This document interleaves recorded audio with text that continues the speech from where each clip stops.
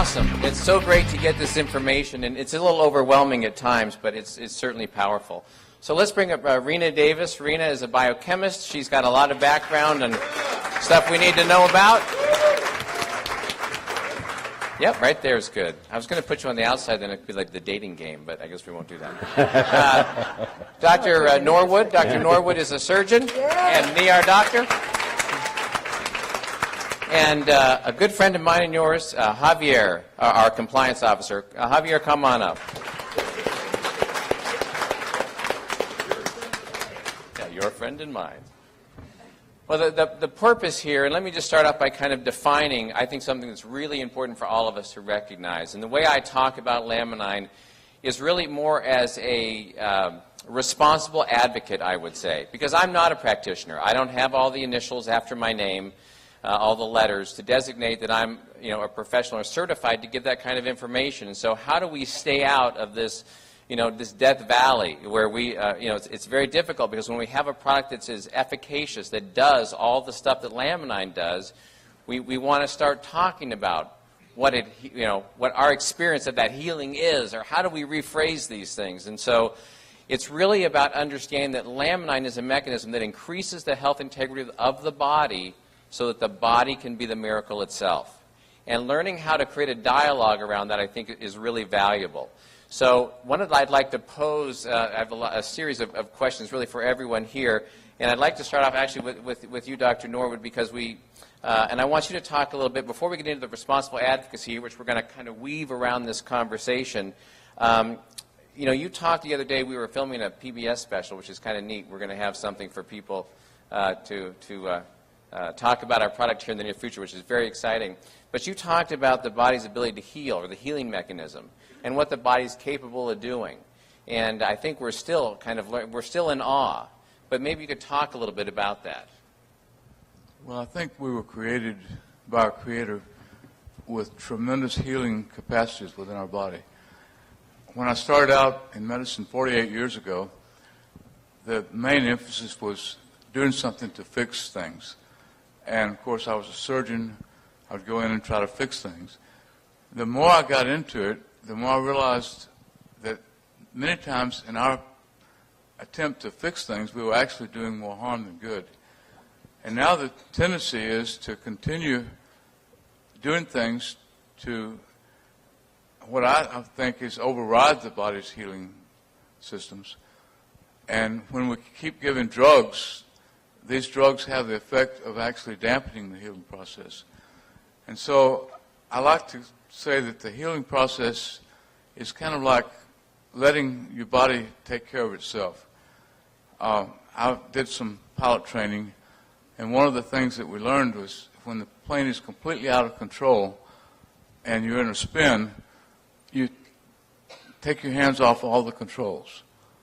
And the plane is designed to fly, and it will actually correct itself, and then you can take back the controls. But this is what we tend to do with our bodies. Instead of doing things to change our bodies, we need to let our bodies have what it needs to heal itself. And Laminine gives the body all of these components that we need to heal. Let me further. That's awesome.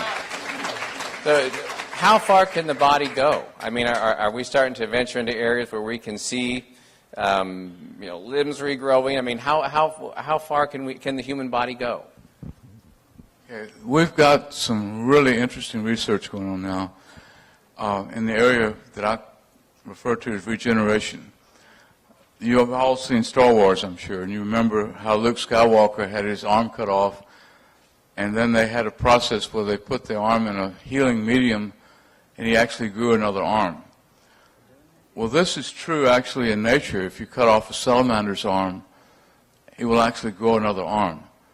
They're actually doing research now to show that the human body can actually grow parts back that were lost. Now they're actually working on fingers, but I see the future is going to be really dramatic, and it all relates to stem cells. Stem cells are key for all of this new development. Fantastic. That's exciting. That's very exciting. Rena, from a biochemical standpoint, and I know that everyone's body chemistry is different, and one of the things that's been interesting to me in watching people's experience with Laminine is that for some people it's immediate and profound. For other people it's very gradual. For some people it might be a progressive experience. So maybe from a biochemical standpoint you can speak to that a little bit on why, why the variance, why is it so significant? Am I on? You were on. I'm on. Well, we're not bioidentical. Each of us are unique. And unfortunately, we're humans. In the world of all living life, plants and animals included, your ability to perceive is about that big. In fact, one of the most amazing things about humans is our ability to filter out things. We can live in houses with 7 cuckoo clocks, and after a few days, we don't even hear them. We sleep right through it. Our ability to be able to do this is one of our great abilities to thrive and survive. But how many of you realize that this solar system that we're living in is moving through the universe at close to the speed of sound? Are you feeling that? Are you aware of it? No. But are the plants and many of the animals around us? Yes. So part of it, I think, is perception. And part of it is what condition are we in? Some of us aren't sick. And other people have a tremendous physiological burden. So the way I explain it to my clients is imagine that you're a 1-ton truck. And if you're half sick, you're half loaded, and you hit a 30% incline, and by golly, you're going to pop out of 5th into 4th and 4th into 3rd, and every time you're going to pour on the gas to get the load over the hill. Well, you know what? It's really the same in your nutritional bank account, isn't it? When we have a greater duress from allergies or from worry or for lack of sleep or growing a new baby, that nutrition bank account not only needs to get up, but it's going to get spent faster. Laminine finally gives us a tool where we can provide that nutritional bank account all the way across the board. All the A's, all the B's, all the C's, all that, and one other really amazing factor, and that's proteins. When I went to school and understood a protein, I knew that the day was going to come where modern science and healing, as a good doctor has just shared with you, is going to turn to these things called proteins. What's a stem cell? It's a protein. What's a hormone? It's a protein. What's a neurotransmitter? It's a protein. What's an enzyme? It's a protein. How does the body communicate with every other cell in the body? Proteins. In fact, we call proteins the building blocks of life because they are the only nutrients that hold information. In fact, it's how your immune system learns. Mothers know this, right? In our bodies, when we produce a baby, in the first 3 days of mother's milk, we have what? Colostrum. And colostrum is chains of proteins that hold that baby's genetic information with illness, as far back as the chain has not been broken. Our bodies can produce proteins that teach our immune cells who the bad guy is, who the good guy is, and how to get the job done. So we've arrived at a moment in time, and I think many of you know it. Raise your hands if you do. Don't you know that feeling that we have landed on something so valuable that's never been here before? And you're being given the opportunity to share it. I probably took too much time. Don't want to give me the mic too often. That's one thing about a scientist. They can be very long-winded because there's so much to tell. There's so much to tell. So here's a question for really the three of you, and that would be... Keep the mic, smart boy. That would be... But we know that this has had a great effect on the physical body. It's also had a profound effect on the mental and emotional body, the mental and emotional self. So how does that work? How can it bridge these things? And Dr. Petrosino, you mentioned that it seemed unbelievable at first that it could be so broad. Mm-hmm. So how can we identify? How can we understand the impact on the mental emotional self as well? Okay, I'll try and be brief. I promise. We want to all believe that the mood we're in today and what we want to eat and if we're tired or if we can't sleep has something to do with our personality. in reality, from a scientific point of view, and we can bend this if we want to get into quantum mechanics, one of my favorite new things, but we'll leave that alone for the moment. The truth is that you are who you are, the mood you're in. You are capable or not capable because of A, neurotransmitters, and B, hormones. They make it all happen. That's the ruling class of job body. That's the emperor in all of his clothes. And when you get an imbalance in those, and we have inhibitory and excitatory neurotransmitters, and we kind of have that same game in the hormone department as well. When we get those out of balance, we can't sleep, we lose our sex drive, we feel like our appetite goes out of control, or we can't eat at all, and it's all regulated by these chemicals which are made of proteins. So to me, we live in the most stressful time, I think, of our lifetimes.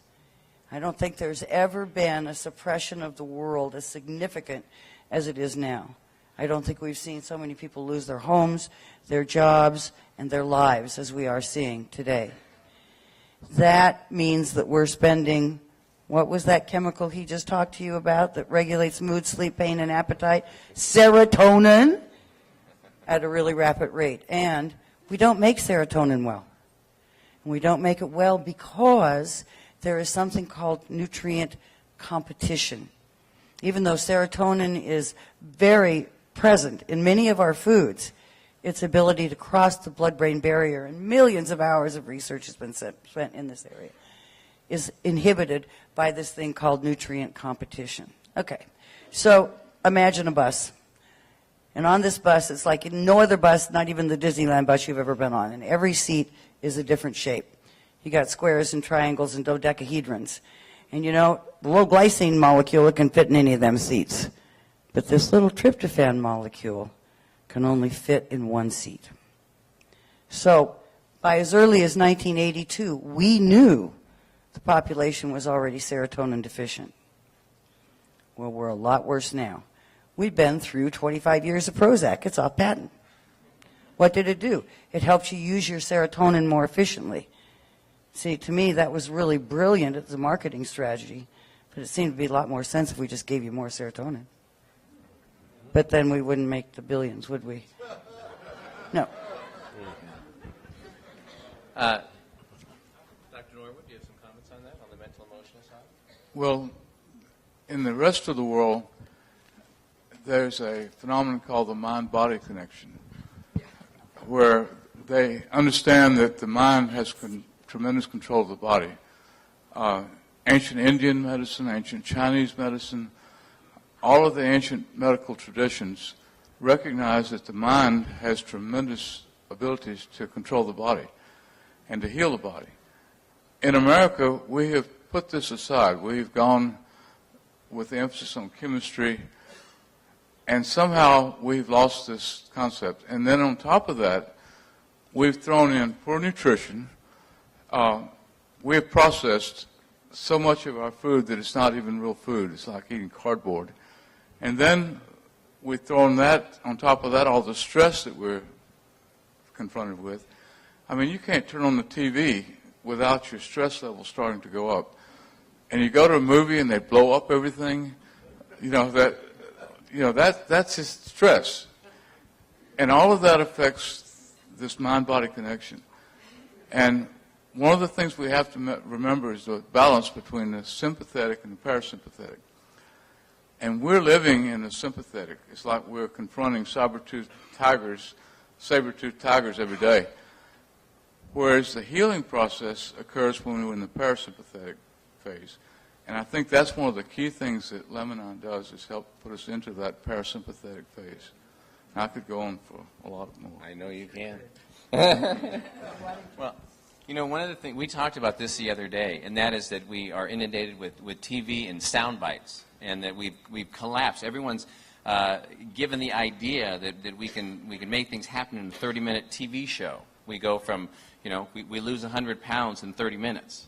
Right. We get well over a very short period of time because of how it's projected to us in the media. So it's a journey. Is health not a journey?